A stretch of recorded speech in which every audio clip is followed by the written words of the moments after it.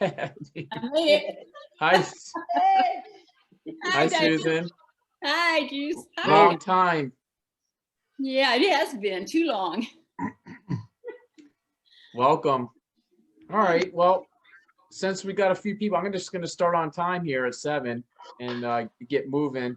Okay, so I'll start just a little quick round of intros. My name's Juice. Right now, I'm living in New York with my father during the pandemic, helping out here. I've had some out-of-body experiences and other experiences over the years. And I see the UFO stuff behind you. This is also a UFO hotspot here in New York, where I'm from. So Yeah. it's very big here. There's a lot of books and stuff written about it, but that's a whole nother subject. So, all right. And now I'll move over to Peter. Oh, just your name, where you're from, and if you have out-of-body experience. Yeah, my name is Peter. It's interesting. The name on my screen here is the name of my computer, which is my dog's name. You can go by that. I do. Anyway, you go by whatever you want. I don't know why that is. I don't know how it got that name, but anyway, yeah, I'm in Copeland, outside of Austin right now, and I've been trying to do astral projection for many years and have yet to succeed. So, yeah, I went to several meetings about this at Juice's house. How long has it been? The good old days. It's been about 3 or 4 years. Has it been that long? Oh my gosh. So I've read all the Monroe books, and now with this, I'm starting to read them again. So looking forward to finally experiencing this. I haven't tried recently, but I've spent many times. I've read many books. I've listened to many DVDs and binaural beats, trying to achieve astral projection. But I had one extremely brief experience that I'm not certain was an astral projection, but it certainly felt like one. And it started to fade, and I felt myself snapped back and into my body. But it had a vividness that was not at all like a dream.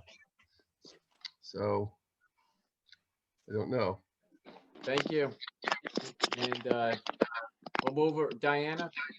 Yes. You want to do a little? Where are you? Where are you? Ah. You're sideways. There you go. Diana, can you do just a quick intro, Diana, about yourself, where you're from, and if you want, maybe a little bit on your out-of-body experience background? I've been in the Roswell conferences for many years in a row, and I have a UFO club, and I'm a investigator in Mexico, Latin America, and in United States, and whatever. And my name is Diana Perla Chapa. Well, my experiences since I was a very, very young lady, girl, and maybe 3 and 4, and I always had these, what I thought they were dreams.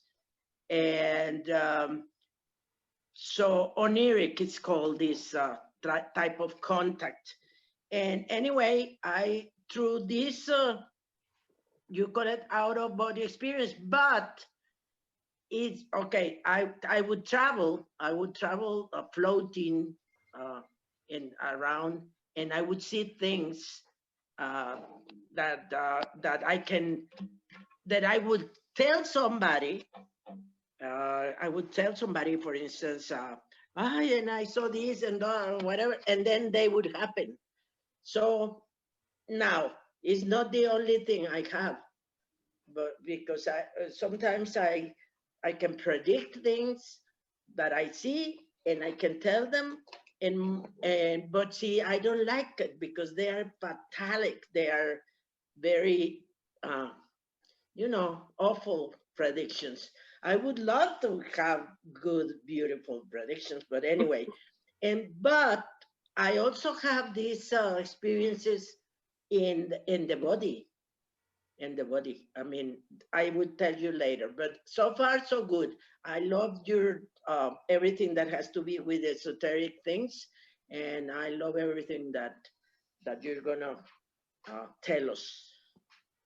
Thank you. Susan, to take I over. have a question. Well, you know me. I've been having astral projection experiences since I was a child. Probably about the age of 4 or 5, I think. I've had them all my life. They developed into a sort of, well, I've spoken about this before. They developed into a means to go out of body, and I was being taught things out of body. I was being trained how to do some things out of body. And the people that met me out of body would take me, or the spirits, whatever you would call them, would take me to accident scenes, hospitals, different places, and kind of told me what to do to help the people that I was there for. So I spent many years doing that. That started back in my 30s. So it's been over 30 years, a little bit over 30 years. But when I first learned how, when I first started doing it, when I was little, I didn't talk about it because I figured they would take me to the doctor and I didn't like going to the doctor. I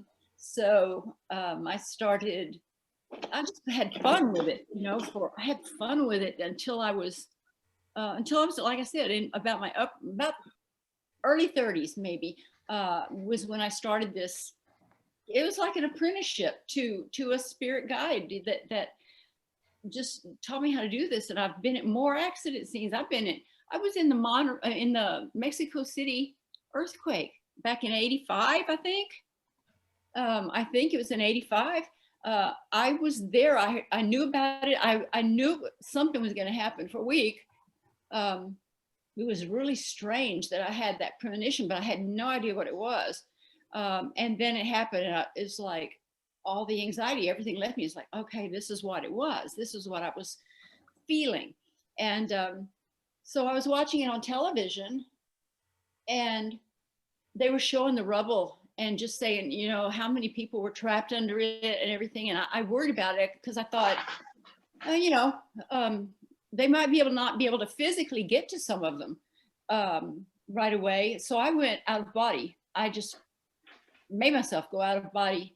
And I looked through the rubble. I was going under just crash stuff and everything. And I found myself in a hospital. And I looked around, it was just, it was destroyed. But I found this pocket that was crawlable or whatever. It was just a pocket in the ruins. And I saw babies in the little hospital bassinets. And I went, oh my God, there's babies trapped underneath there. And what if they don't find them in time? And when I came back into body, I told my husband about it. And I said, I don't know who to call to tell them that there's babies alive in the hospital, but is my audio loud enough? Oh yeah, you sound good. Okay. But just right after, just within a day or so, they found them, and there had been a doctor that was trapped inside, and he was giving them water to hydrate them. And so they did find them all. And I was really thrilled with that, but just the devastation was really bad. And I can use it for things like that. If I want to go check something out somewhere in the world, something's going on. I've checked out a lot of things that I probably shouldn't have, but that's what I did. I played for about 10 years as an adult. I just played with astral projection. I went anywhere I wanted to.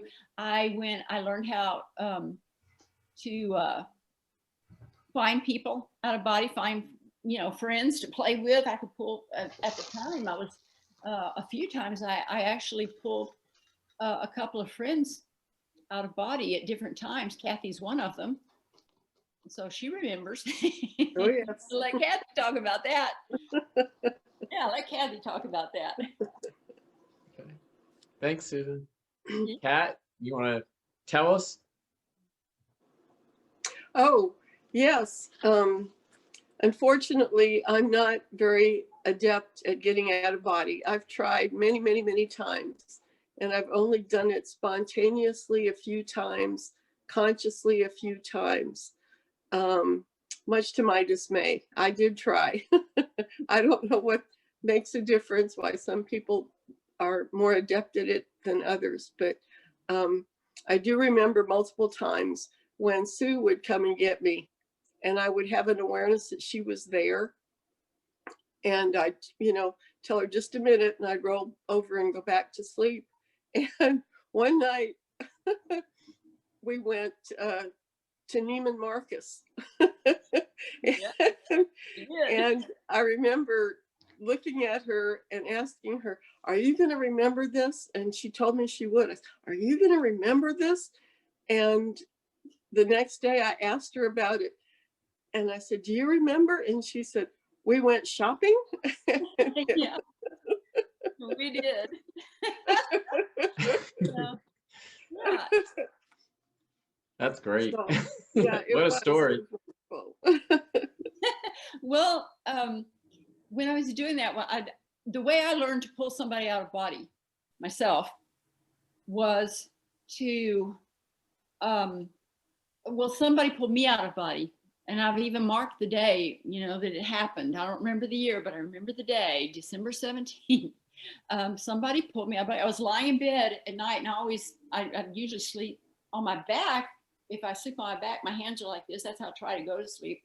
And I just felt somebody, this is hard, this is really strange to describe this, but I felt somebody reach in and grab my hands and just pull. And I just went whoosh, and I was out of body, and I did this huge, like a arc into, I don't even, it's hard to explain. It's like you go way up and then you come way back down. But when I came way back down, I wasn't even in this time period. I don't know where I was, but there was somebody there waiting for me who had their hands up, and they were actually see the light connecting me to them and they pulled me on down, and we were standing on the bank of a river, and there was a teepee. There were some teepees there, and a man spoke to me, and he just, I said, "How did this happen?" And he said, "I brought you here." And I said,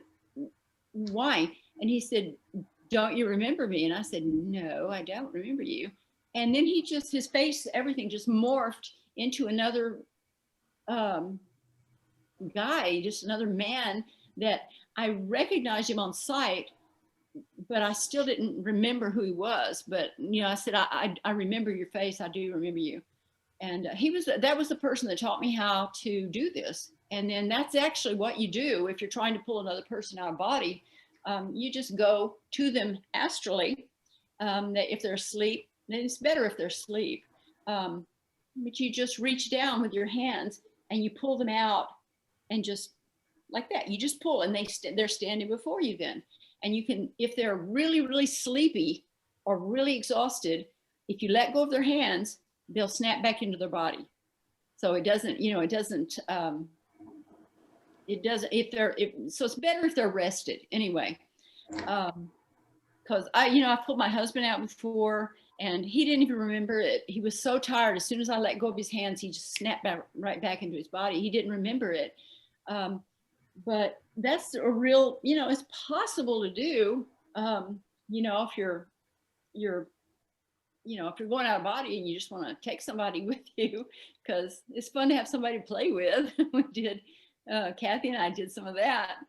And it's just, so I always tell people, you can pull another person. Ask someone who does astral projection that you know really well to pull you out of body, and tell them how to do it.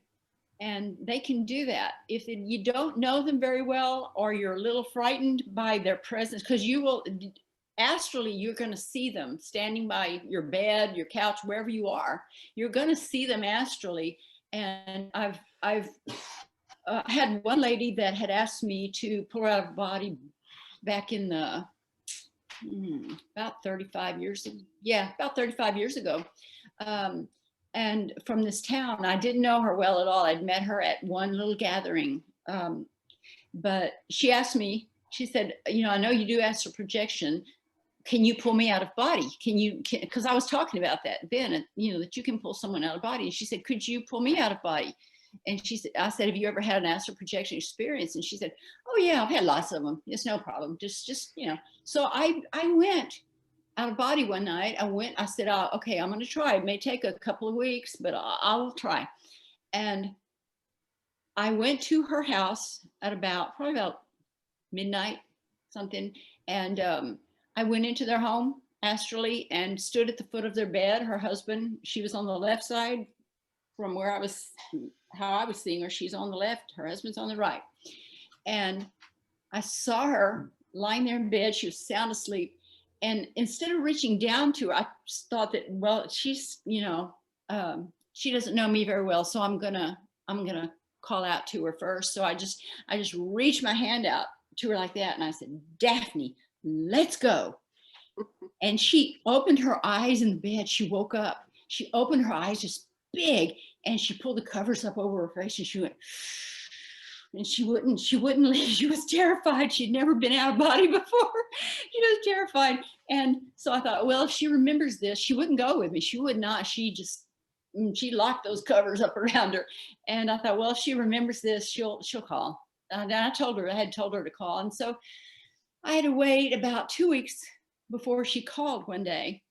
And her voice was strange, everything. It was just this really tight, scared voice. And she said, did you come to my house out of body? I said, I did.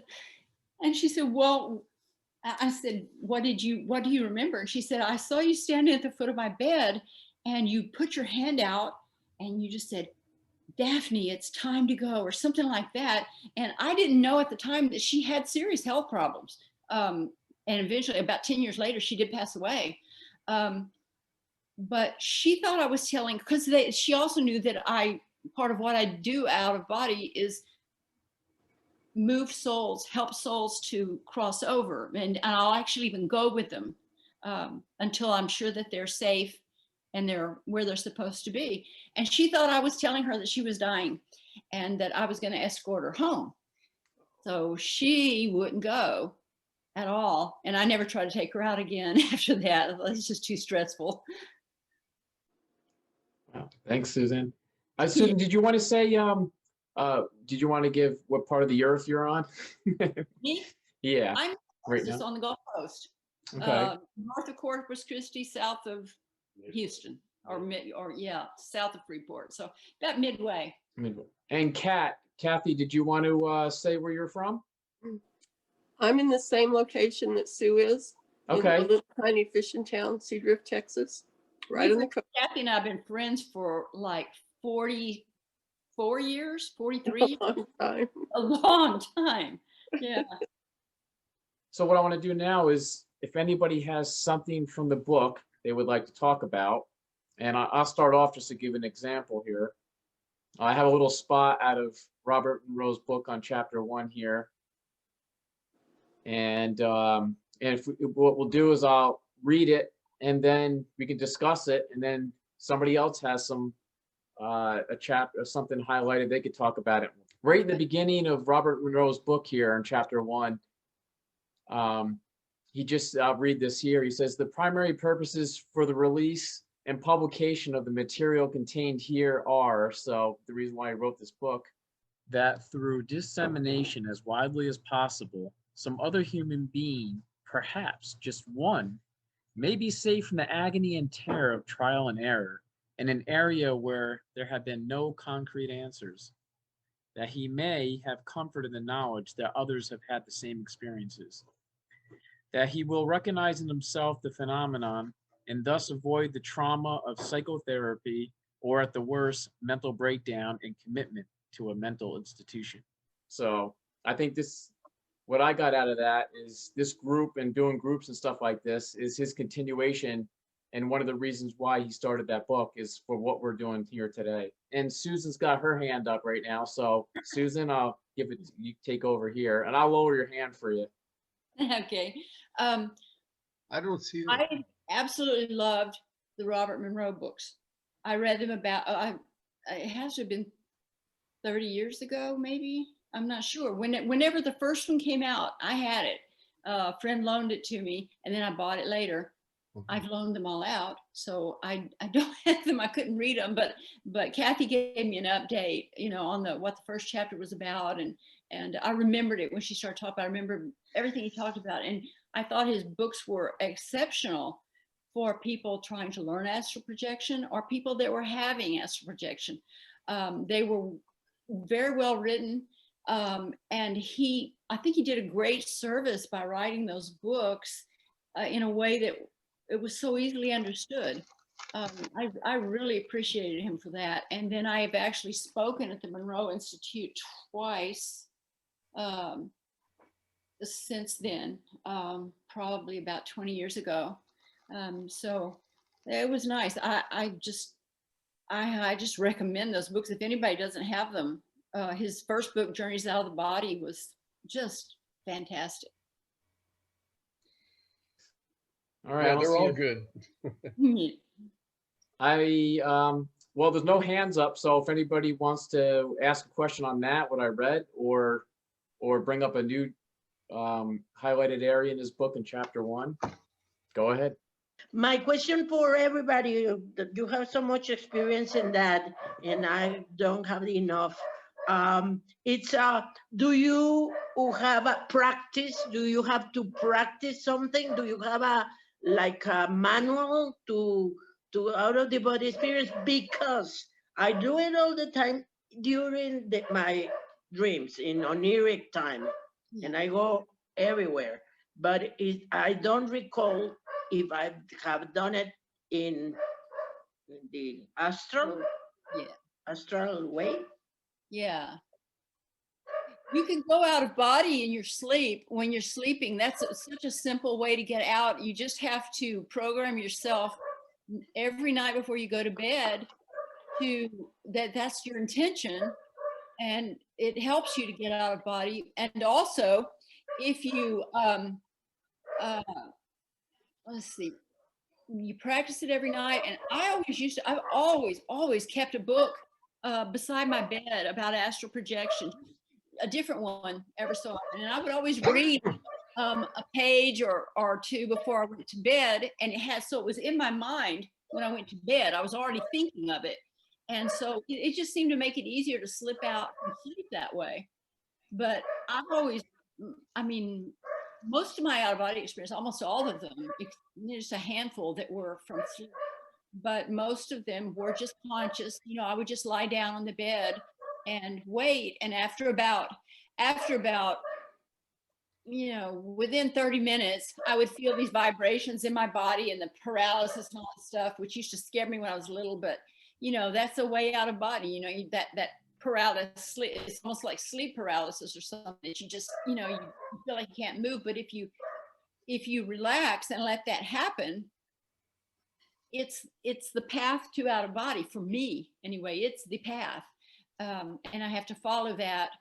So I just there were times when I would get out of body. One time there's a strange thing. I walked through my house. I was home alone. I was walking through the house from the back of my house into my living room, and I felt so strange, and I could tell that I was about to leave my body, even walking. And I went to the end of the couch, and I just flopped face down on my couch, turned my head to the side before I didn't. As soon as I hit the couch, I was out, and somebody was just calling me out. So, yeah. Sure. But do you have it since childhood? Yeah, I have. Since I was the earliest I remember was about 4 or 5. Yeah. Yeah. That's the thing, that if somebody would lead us to practice and be better.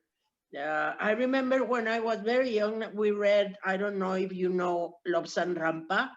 It's an I do. And okay, and he had how it's called, the silver thread that supposedly when you go out. It connects you to your astral body. Yeah. That's the thing that connects you to and keeps you tethered to your body so that you can't get lost. All you have to do when you're out of body is think of your body, wiggle a toe or something, or open your eyes. Think of opening your eyes in your body, and it snaps you right back into body. If that cord ever snaps, you die. That's when we die, the cord is untethered from the physical body. But in astral projection, the silver cord stays attached from your body. Usually it can be your head, your chest, it can be anywhere really, but you can look back and see it from out of body. You can look and you can see it. You can even hold it in your hand. I've held it in my hand before and felt, and I've pulled energy along it to make my astral body more substantial so I could accomplish something that I was trying to accomplish. I needed a more substantial astral body, but you can feel the energy. You can feel the movement through that cord when you do that. You can feel it. It's just awesome. Is there a purpose, or is just for ludic reasons, I mean, to enjoy, or is there a specific purpose? Because I remember what I have read that they say that is so you can save somebody, that you can make him somebody, it's in danger, and maybe save him or save her, that she was in an alley, I don't know, and she was going to be attacked, and then you in an astral way go and do something. Is there a purpose? Yes, there is a purpose. Anybody else agree here? Y'all know. Yeah, there is a purpose to that, because you can be of service out of body. You can be of service. I mean, it's fun in the first place. It's a fun thing to do because it's such a relief to get out of your body, the physical body, and it's almost a loathsome thing to get back into it. It's like, I really don't want to get back into it, but you do, you go back to your body. But when you're out, you can be of service to people. You can find missing objects. I used to go into people's houses and look on people that I knew, and I would look on top of their high shelves and high armoires and whatever. I would look up there just to see what people put up there, and I found a couple of things that were missing that had been put up there. I don't even know why they were there in my house and in other people's houses. It's funny. I called my mother one day after being in their house, and they had a double bookcase, a tall double bookcase, and I went up to see, because my mother was one of those people that just puts, if she just has something, she doesn't have a place to put it, she'll just set up there, and it's like, I'll remember it later, and then it stays. She had a lot of stuff up there. And I saw everything that was up there, and when I got back into body, I called my mother and I said, I was just in your house, and I saw what was on top of your cabinet, your bookcase in the living room, and I said, it was this, and something green, and I couldn't tell what it was. And she was just amazed. She just like, yeah. But yeah, you can do that. You can find little missing things, and just, you can help people who are in danger, who've been in accidents, who are sick, who are crossing over into spirit. You can do all of those things astrally. That's the best part. The most useful thing I found about it. If there's something happening politically in the world, and I want to get more information about it, I've gone several times to sites, and I've seen things when the Iran-Contra thing was going on, where Reagan was selling arms to somebody. I don't know who I don't remember what it was, but I was just, I'll have to check this out. I need to see what's going on. And I went with just the intention of finding out what was really going on with that. And it felt like it took me to a different part of the world. And there was a military truck thing there with the big cab on the back, the van-like thing on the back, one of those big military trucks. And it was open in the back. And I went inside to see what was in there. And it was crated guns and all kinds of ammunition and weapons. And I thought, oh my God, they really did do this. And as soon as I thought that to myself, someone else there, it was like they had somebody astrally monitoring this site. And I never saw who they were, but I heard them speak to me. And they said, you are not welcome here. You are not supposed to be here. And I left really fast. I did, but I found out what I went there to know. I was able to see things. So it's useful, like for UFOs, you know, things with UFO, where UFO may have crashed, or where they're holding bodies. I've never tried to get into that. I've never tried that. Susan, I was going to say, Robert Monroe had an experience like that. I forget which book he wrote it in, where he went into government vehicles and stuff, military, and they came knocking on his door. You know, Seriously? yeah. Oh my And God. wondering, on my door. because he talked about it in some things, and then he described some stuff in the military vehicles, and then the government found out about it and they came to his house. So I forget which book it was, but that would be interesting. Yeah. Book, The Far Journeys. I think that, no, wait, Journeys Out of the Body, Far Journeys, and then the third. Ultimate Journey. Yep. Ultimate Journeys. I haven't read Ultimate Journeys. That's the one that I don't have.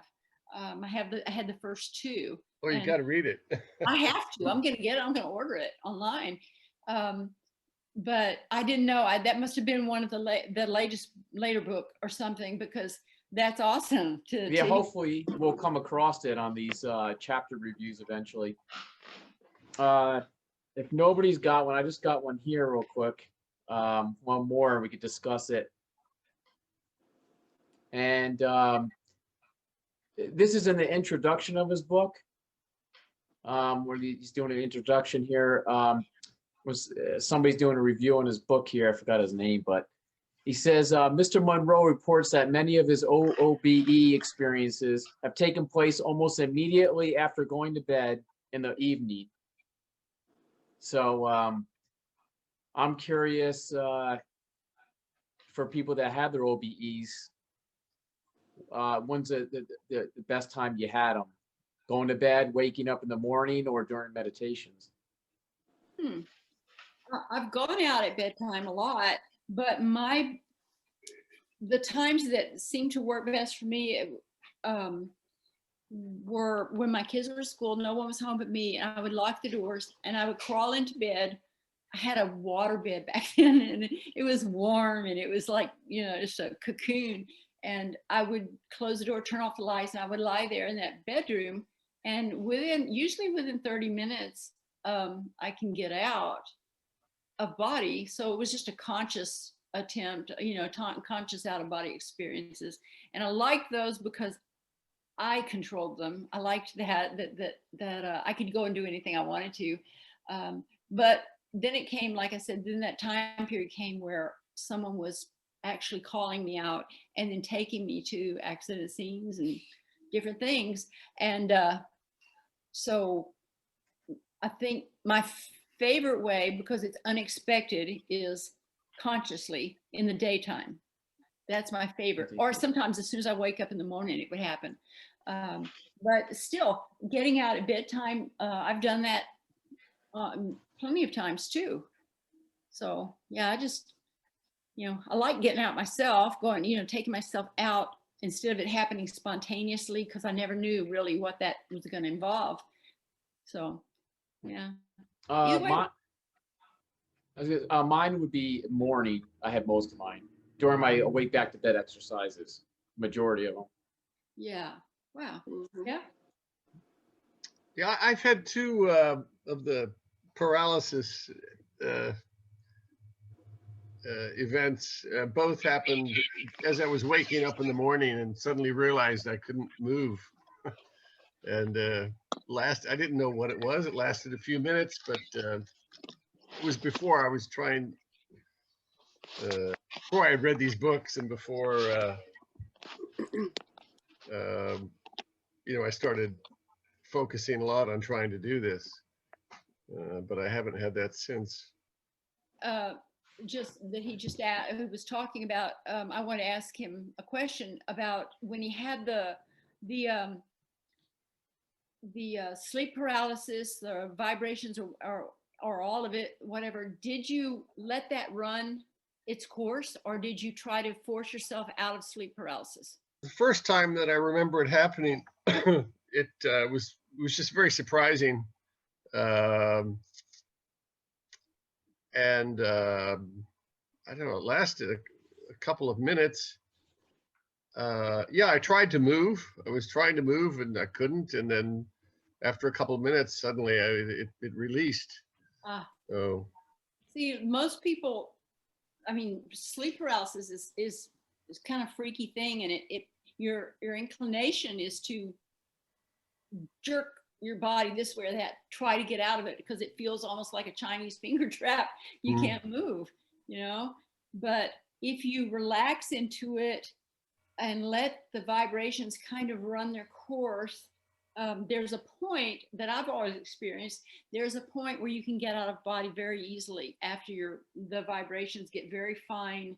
And when I realized, you know, I did this when I was little. I had sleep paralysis really bad when I was little. And when I finally gave into that sleep paralysis, because one morning I was lying in bed and I couldn't, it happened. I mean, it had been happening so many times, but I was lying in bed one morning and I had sleep paralysis. And I was a kid, I was little, and I was just, you know, I'd just been freaking out when it happened. But yeah. I was lying there and it was going on. I was having sleep paralysis, and this had gone on for so long that morning, I don't know, for some reason, I just lay there and I thought to myself, okay, if I die, I die, but I'm not stopping this. And I'm not going to try to get out of it. Let's see what happens. Because it feels like you can't breathe when you have sleep paralysis. It feels like you're not breathing, Right. but you are. I excuse me. I don't remember feeling my breathing being restricted at all. Just my body was paralyzed. I think I could move my eyes, but that was it. And had I known what it was, I would have tried to stay with it. But it was kind of a shock to wake up and not be able to move. So I had no idea what it was. No, it is kind of a shock. Yeah, that's how a lot of people deal with that, and when they don't know. Even my own mother had it. She got scared. She goes, I hope that doesn't happen again. But a lot of people don't know it's like the holy grail of OBEs. Yeah. I asked my brother once if he had ever had an out-of-body experience. I'd asked him on multiple occasions over the years. And he'd say, no, I don't know how to do that. I don't know what that is. And then I finally described it to him. He said, oh, you mean flying? Yeah, I fly. I go flying. I said, well, that's astral projection. You're out of body. I wanna ask you, is always a vibration before you go out of the body? There is always. Do you vibrate? Not always. No. For me, not always. No. No. Yeah. But It that's seems like, you know that vibration makes things disappear. You know? true. You That's know, or just like sound makes a very beautiful crystal cup by a soprano. She can break it with her sound, with her vibration in the sound. The same in the things. Things can disappear with vibration. And I wonder if you need to vibrate to disappear in the body, not only the spirit that goes out, but the body. I wonder. That's interesting. Anybody? I mean, I don't know. I've felt the vibration since I was little and the sleep paralysis, but I don't think every out of body experience started with paralysis or vibrations. There's been times that I just spontaneously would just, like the day I was walking in my house, I flopped on my couch, and as soon as I hit the couch, I was out of body. No vibrations or nothing. I just felt strange, and it felt like my astral body or my consciousness had come loose inside my physical body, and it just felt like everything was just sagging inside of me. So I knew I had to lie down. And as soon as I did, out of body. So it's not always the vibrations that get me out. If somebody pulls me out of body, especially, I don't need the But have you have a connection between the vibration and the astral travel? I mean, is there, if you vibrate, is more, is faster, or it's you can see better, you can hear better, or if you don't vibrate, you are more slow? Is there a connection? Not for me. I've never noticed a difference if I had the sleep paralysis or vibration. I've called it catalepsy or cataplexy, because you don't have to be sleeping to have sleep paralysis, this kind of stuff. You can't move. But for me, I don't see, there wasn't a difference in the quality of the astral projection if I was pulled out, or if I went out spontaneously, or if I waited for the vibrations and paralysis to set in. How about you, Juice? And is there a way, if you don't eat, or you have a fasting, are you fasting, you do it better? Or if you have your stomach full, you do it better? Or if there are certain foods or certain herbs, I don't know, that would make it easier to do the travel in the astral way? I really don't know. Juice? Yeah, it's been mixed on that so much, where some people say you can't have alcohol, some people say they can have alcohol, some people say being a vegan, not being a vegan, vegetarian. Yeah, I haven't had a straight answer on that one. My experiences. Well, I was told a long time ago by somebody that when you're trying to get out of body, it's helpful to have not much on your stomach. Alcohol, no way. I'm not going to go out of body if I have any alcohol. I don't really drink. Just once in a while, a little tequila or something. But I'm not a drinker. I'm just not. Alcohol isn't suitable for me. But I was told that if you try to go out and if you have an urgent need, that was one of the things I taught in the classes that I gave. If you have a pressing need, if you can create some kind of pressing need that you can't fulfill in body, take that with you, something that you're really wanting to know, or somebody you're really wanting to see, and on an empty stomach, it can be, you can fast, and the hunger, a lot of times the hunger, if you go, it will make you go out of body looking for food. I know that. And but alcohol, no, it's not. I don't think alcohol is appropriate at all for astral projection. A full stomach, every time I've done it, it has pretty much been on an empty stomach, I would say. The lighter you are physically, I think. Yeah, because the full stomach, though, yeah, that makes sense, Susan, Yeah. too. If I think about it, the full stomach uses energy because your body's using energy to break down that food. Yeah. And most of the time, it'll put you to sleep because your body needs to work off that food. So you don't want to fall asleep all the time. And when your body's full, you'll easier to fall asleep. Exactly. It's there's an herb that I was taught. I've never tried it. I'm trying to think of mugwort. Somebody asked me if I'd ever used mugwort, and I said no, I've never used it. But this guy said, he was learning astral projection. He was told to use mugwort, and he said he had some pretty strange little experiences, but no astral projection. It didn't because he was just unable to have an astral projection for some reason. But yeah, I find it much easier on an empty stomach, no alcohol. Don't drink a lot of water before you try, because if you have to pee, you're going to be pulled right back into your body. So, yeah. Can you spell the herb that this person told you that it's Mugwort, Mugwort. Not work. Okay, because Mexico, okay, Maria Sabina, and marijuana, and these herbs supposedly make help you to do these out body experiences, but I'm not sure. No, they do. There are things. I know the ayahuasca, that the brew that they make. I've never tried it, but I've heard numerous people say that they were just projected out of body during their ayahuasca experience. I had someone tell me there's a drug called ketamine. This is a party boy. Ketamine. It's a veterinarian drug, I think, but when humans take it, or maybe it's ketamine.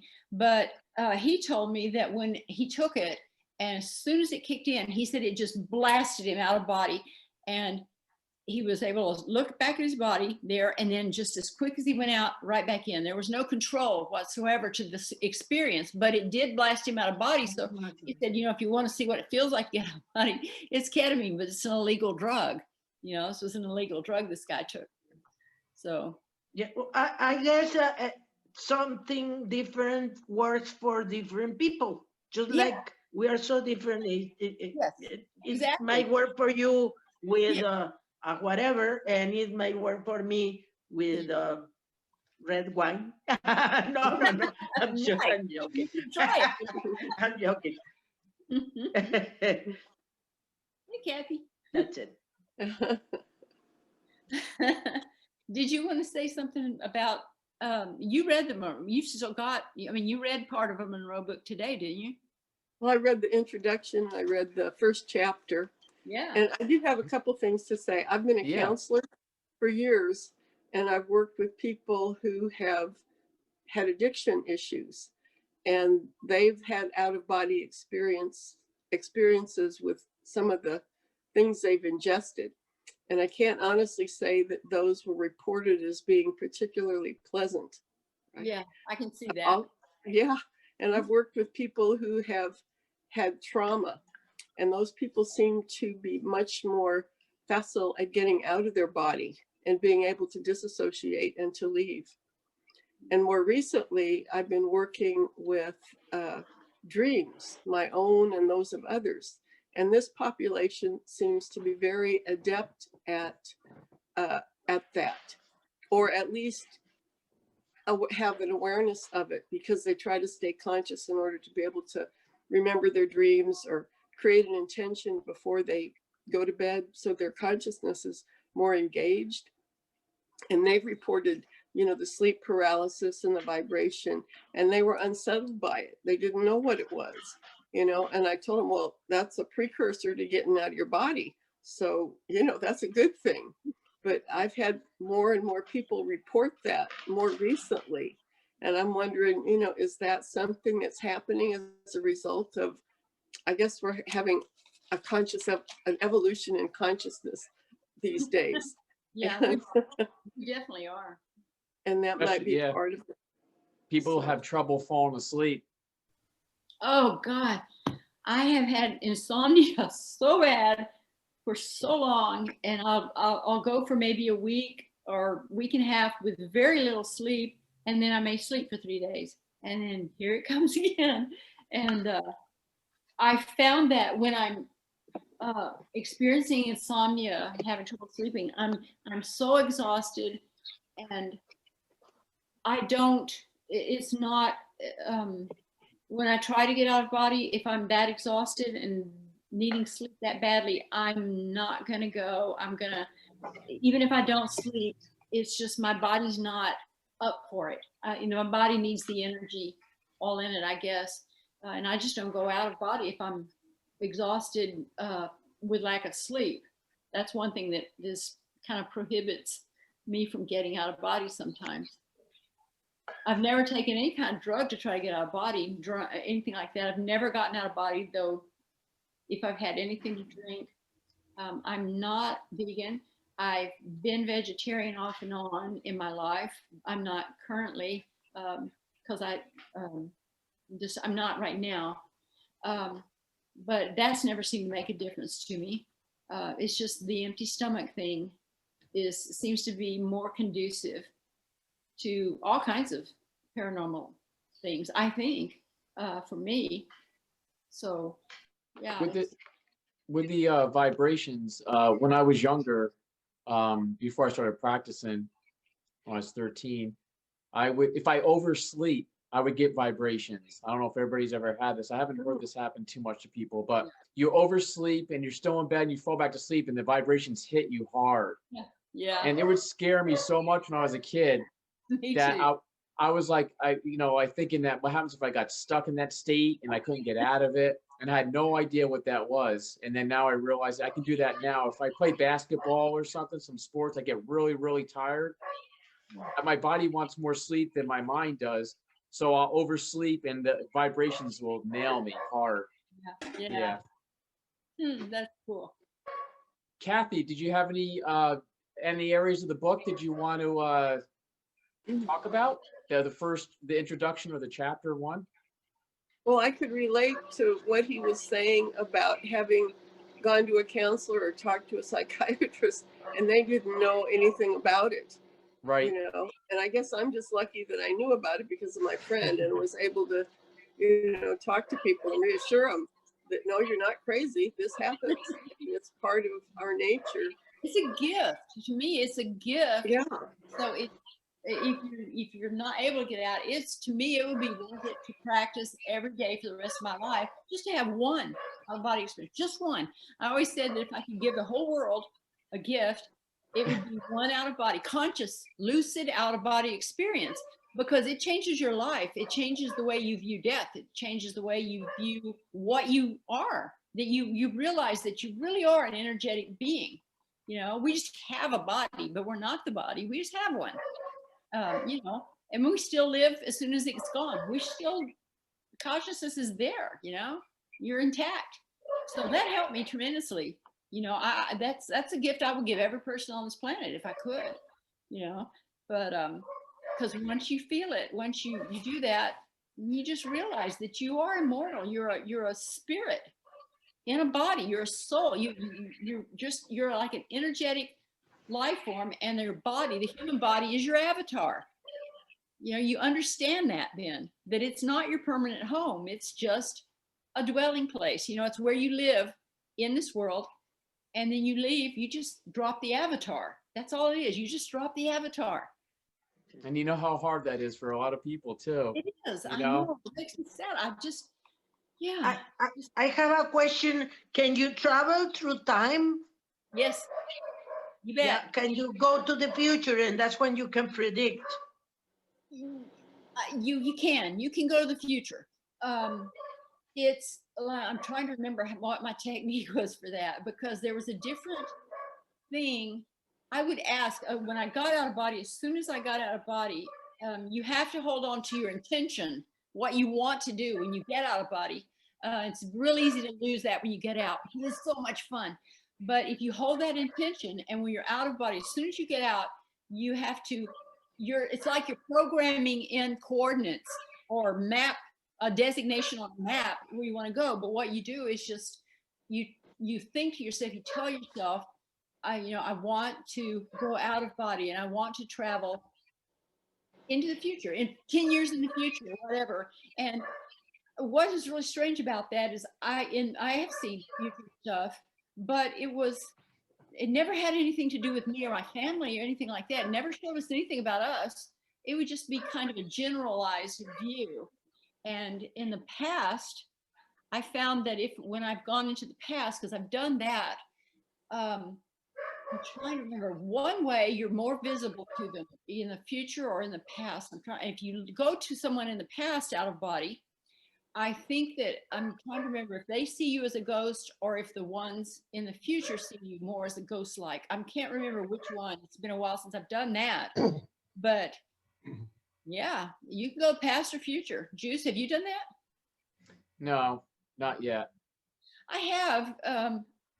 I liked the past better than the future for some reason, because it was more solidified. The future is not solidified yet. So it was more ephemeral and more, it was different. So I didn't really do much of that. I liked the past. I've gone into the past a lot. a lot, and it's fun. It is fun. How far back have you gone? Oh God, let's see, at least 1,000 years, maybe 1,500. But most of for some reason, most of the time when I go to the past, I'm drawn to the mid to late 1800s. I don't know why, but I've gone to Civil War battlefields and hovered over battlefields and watched these huge battles and just watch people fall. And out of body, if you engage your senses, your sense of smell and such as, those sort of things, you could, floating above a battlefield on a summer day, where a lot of people are just lying bleeding on the ground, is a horrible stench. There's just a horrible smell to that. It's not that the smell is so bad, it's just that that means they're bleeding out, or they may die, so you smell that. But I have done that several times. I've just kind of been drawn to that. I don't know why. I remember when I was in school, in junior high school, I used to read books about the Civil War, and I don't like the Civil War. I don't like any war, but I was drawn to battlefields a lot. And I actually interacted with people on battlefields sometimes. So yeah, astral projection to past or future. Yeah, it's quite possible. Outer space, it's quite possible. Kathy, I was going to say, Dr. Bradshaw, in the book there, he talks about how that was his favorite doctor who helped him realize that he might be having out-of-body experiences.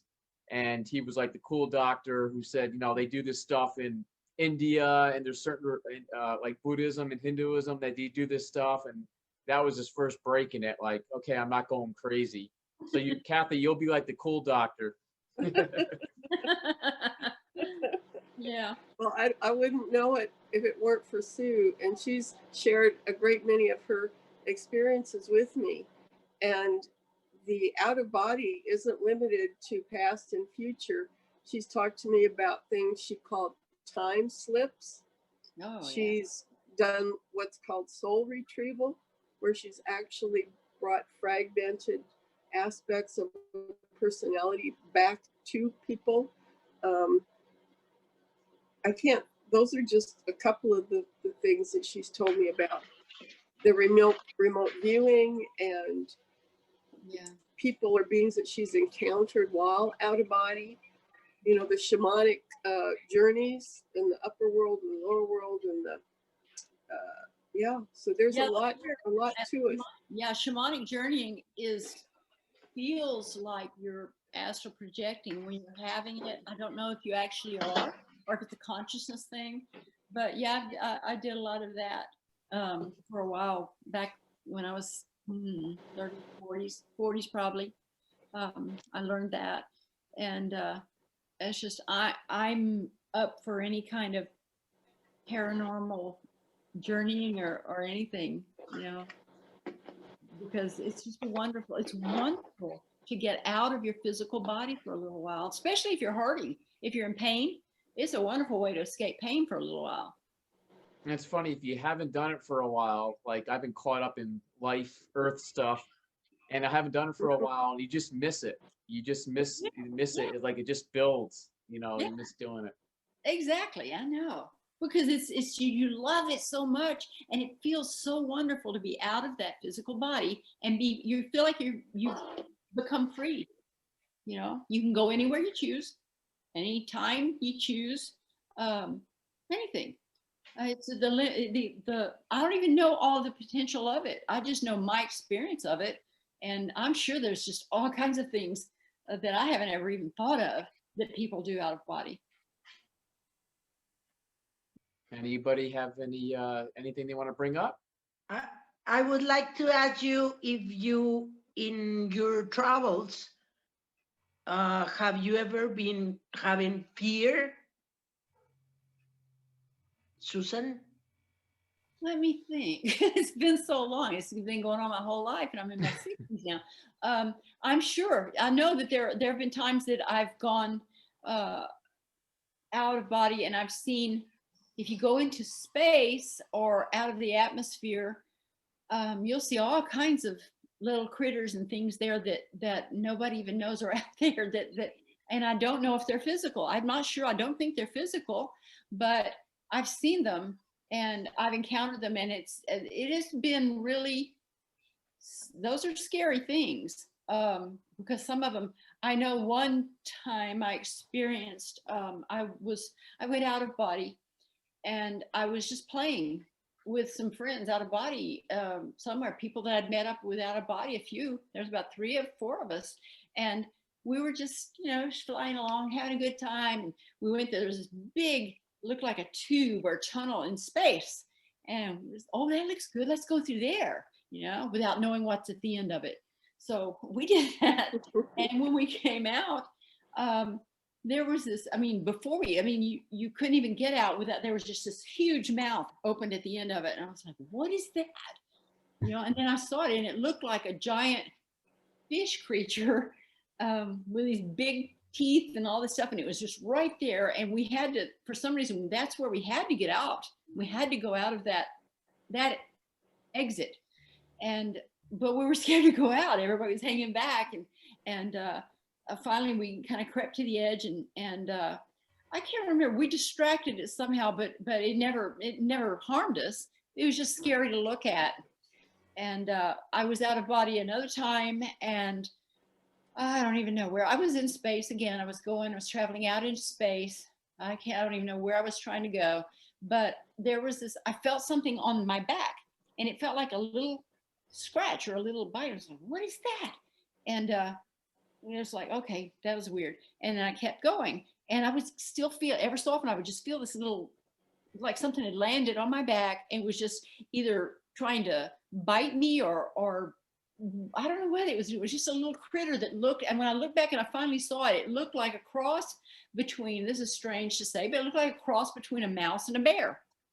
It was little, it was about a foot tall, and it was following me. Everywhere I went, it was following me, and I thought, oh, okay, I'm not able to shake him, so I'm gonna go back in body.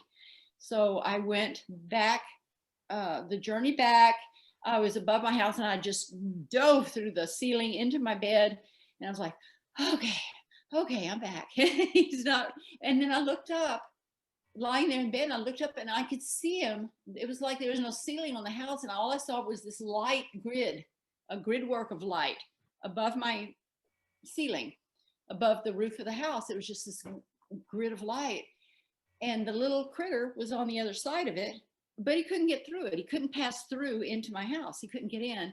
And I felt kind of sorry for him because I love animals so much, and I just spoke to him and I said, you know what, you're not welcome in my home, but we have a lot of dogs and a lot of cats. Stay outside and play with them.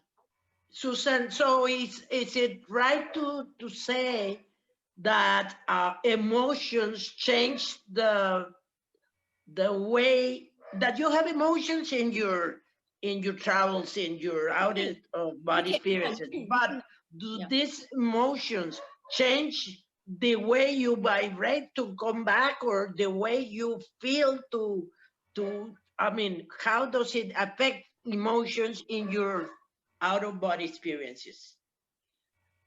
You can take you're kind of, for me, I don't know about Juice or Kathy, but for me, when I've gotten out of body, the initial beginning of the out of body experience, I am not feeling any emotion whatsoever. I'm very calm, very peaceful, and that's when I just get very quiet out of body, and I program in where I want to go.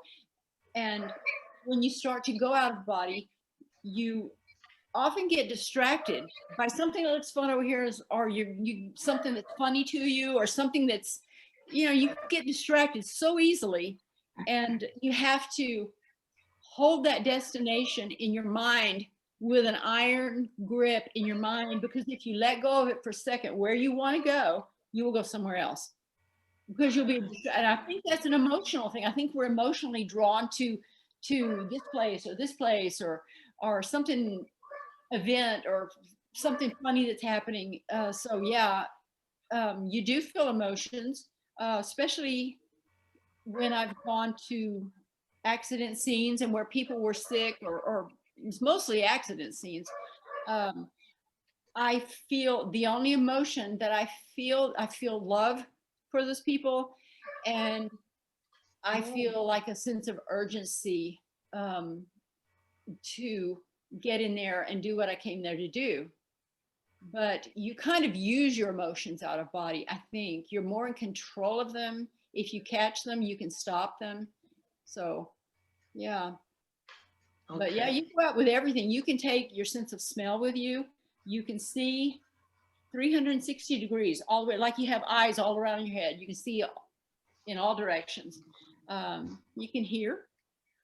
You can touch things if you, and especially if you pull more energy into your body, your astral body, through the silver cord, and make the astral body more substantial. You can then touch things, and you know, I've pinched people out of body before and tried to make them just, you know, can you feel that? Can you feel it? No, you know, I haven't been able to make anybody come to attention really doing that, but you can. Good, you can. Oh, my husband's waving at me. He said, I pinched you? No, you pinched Francis. Oh, that's right. Oh, I did. A lady that owned a hotel, the old Lafitte Hotel here in town. I was friends with her. I was doing reflexology at the time, and I worked a lot at the hotel in the parlor. And we talked about this a lot, and she wanted to have an out-of-body experience. She never had one. And I said, well, I'll come in and try to visit you. And see if you can tell that I'm there. I'll try to touch you or something. I pinched her, and it left a bruise on her. But she called me and asked me about it. She said, did you pinch me? And I said, yeah, I did. Did you feel it? And she said, it left a bruise. So on her side. So I did. I pinched her on her side, and it did leave a bruise that time. And Robert Monroe talks about that in his books too, when he did that to people. I remember. Yeah. And I remember he even projected one time to a friend's house. Was it a friend's house or somewhere? He saw somebody's, maybe it was his wife's sister, and he was out of body moving around, and he actually saw her getting into the shower, and he talked about it. That was funny. Yeah. A little espionage there.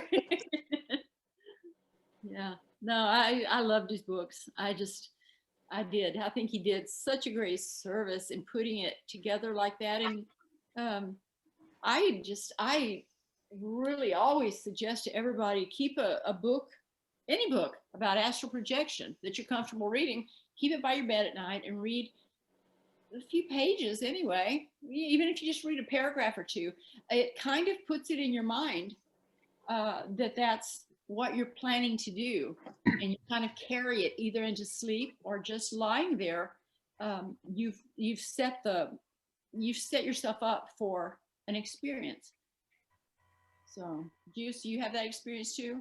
Oh yeah, that's very important, especially for the wake back to bed exercises. When you wake up and stay up for half an hour and 45 minutes in the morning, after about 6 hours of sleep, if you get 8 hours, read astral projection books, listen to tapes. Don't do anything too stimulating. Don't look at the news and stuff like that. And then when you go back to bed, it's definitely ups the chances of having an experience. So it looks like we have about 10 minutes or so left. So does everybody know I want to do this Monday, Wednesday, Friday, and Sundays? I don't have the book. I'm sorry. I don't have the book. I don't know if I can get it here or in Amazon or where. Yeah, they have it on Amazon. Yeah. It's called Journeys Out of the Body by Robert Monroe. Kat and Robert, okay. I thank you very, very much, and we will keep in touch through our chats, okay? I'm going to tell you, if you next me, week, you could come back if you want. Even if you don't read the books, you could come back and just listen, and I'm sure you'll learn something. Okay, thank you very much. I like you very much, and I enjoy your conversations. Thank you. Thank you. So I need to leave too, because I have a dream group this evening that I meet with. So, Yeah. but I've really enjoyed it, and now I'm newly inspired to try to get out again. Let's go somewhere. Let's go to Neiman Marcus again. Well, Kathy, because you did this tonight, this is going to be pretty ingrained in your head when you go to bed tonight. So I you might have know. some strange dreams, or you might have better dream recall tonight, or maybe you'll have an out of body, who knows, but there's a good chance because you're here. Oh, yes, I agree. And it may be a nice combination to the dream work that I'm doing. So we'll see. But I've enjoyed it very much, and it was nice to meet with everyone and speak to everyone. So Thanks for showing up. Thank you. yeah, my pleasure. Thank you for asking me to come. Yeah. Would it be better? You guys think? What do you guys think? Would it be better if I did it like 8 o'clock Eastern instead of 7? Then it would be 7 o'clock your time and 5 o'clock on the West Coast. This time is fine with me, or even a little earlier is okay. Okay. Up to Yeah, y'all. this time's good for me too. It is a good time. Okay, so we'll keep it at this for a while. Okay. Well, I think Yeah, Susan, it's good seeing you again. A lot of people liked your video that that we have up there. really? Oh, Your that's video. good. Oh yeah, it's got like a lot of hits and a lot of people enjoyed it, and That's they bring good. it up when I bring up, when I talk to people and stuff, they'll bring that up. Oh yeah, I saw that video, Susan. Yeah, where is that video? Is that video available online? It's online. Yeah, it's on. I'll send you a link to it when I get Okay. off later. Yeah. No, I love And speaking up there. You Uh, know, Dick Sutphin died, right? I figured he probably had because I Yeah. haven't seen him on Facebook in a long time. I've known him for about, I think I met him about 10 years ago, and he was so sweet. We were both speaking at Ozark Research Institute, and you know how the meeting rooms in big hotels have they can be divided with a divider, so you can share the space. Well, Dick Right. was in one side doing his thing, and I was in the other, and it's just this divider between us. And he's a hypnotist, and it was just hysterically funny. Before it started, he told me, he said, if we get too noisy or disturb you, just send somebody in and ask us to just go like this, and they'll be quieter. And so while I was talking, I was doing an exercise where I was talking people down. No, I was talking people down to try, just a little consciousness exercise. And so I'm talking people down, and over on his side, he's using one of his DVDs or his CDs that have all of these sounds and all of this stuff to help people relax into hypnosis. And so he had been doing that. They've been having a hypnosis session. You could hear the sounds in our room really easily. So I was speaking loudly, and he just, it was just funny. At the moment that I was talking people down, you could hear him over there bringing people out of hypnosis. And it was just crazy. It was just crazy. And I said, why don't y'all just go next door, just open the door and get his attention, just tell him to lower it down. And he did. And as soon as my class was over, and everybody had left, I was in there by myself. He came in, he walked through my doors, and he had a stack of his CDs, all of his for astral projection, for just everything. And he just stood in front of me and just bowed. He said, I apologize. It was funny. He was very sweet. I liked him a lot. Peter, Dick Sutphin do you know who he is? No, I don't. We used some of his tapes during the meditations when we did them in Austin. Yeah. And then Susan, that's how I met Susan, because I heard her on one of his little podcasts or something he had going. He had a radio program for a while, and I was on that a lot. And I don't know if they're still on his website or not, but you could access anybody's interview. He interviewed all kinds of people once a week. Had somebody on, and I was on. I don't know how many times I was on, but it was always nice to talk to him. He was a really good listener, and and just he was a good host. It was good. What was his name? Dick what? Richard Sutphin. He actually liked to be called Richard. Sutman? Sutphen. So Richard Sutphin is probably. Sutphin. Oh. Okay. Yeah, you can go by Dick or go by Richard and see what you can find. Okay. He did have a Facebook page for a while. I think his other page is down. I looked at it, and there's like a memorial or something. I think his wife probably took it down. Yeah. Yeah. What was the video you were talking about that you did? I spoke in Austin at an organization called, wasn't it the Institute for Neuroscience and Consciousness Studies? Mhm. Oh yeah, I've been there. Yeah, I've spoken there a few times, a couple of times at the meeting place. Well, I think once I did one out at Natural Treasures on I-35. I think that's where it is. Yeah. But I spoke a few times up there. I loved it. I just loved it. They were just, everybody was just so welcoming and interesting to talk to. Yeah. Yeah. So yeah, just send me a link to that. I'd like to watch it. Yeah, I'll send it, and I'll send it to you too, Peter. I'll send Okay, you a great. link Yeah, I'd later like to on. see it. Yeah. I have a couple of videos online on YouTube if you'd like to see them. They are, I think if you type in Susan Austin Taylor astral projection or whatever, it'll bring them up. I think there's two short ones and two longer ones that were actually part of the same meeting that just invited me to. I've done that, but I think that one's on YouTube. And there's some more from the talks that I did at Ozark Research. There's some clips from those. So yeah. Okay, But really, great. check out Richard Sutphin along with Robert Monroe. Check out Richard Sutphin because he was a good guy. He really was. Oh yeah, I always wish I got to meet him, but I never did. He was very nice. I was really happy to have met him, and we were there for a weekend. No, we were there all week because he was teaching class and I was too. So yeah, we got to talk to him a lot and visit with him, and in the evening everybody sit around and drink a beer or something. It was nice, very nice. Ozark Research is a wonderful place. It is a wonderful place. I don't think they're having any live things now during all this COVID stuff.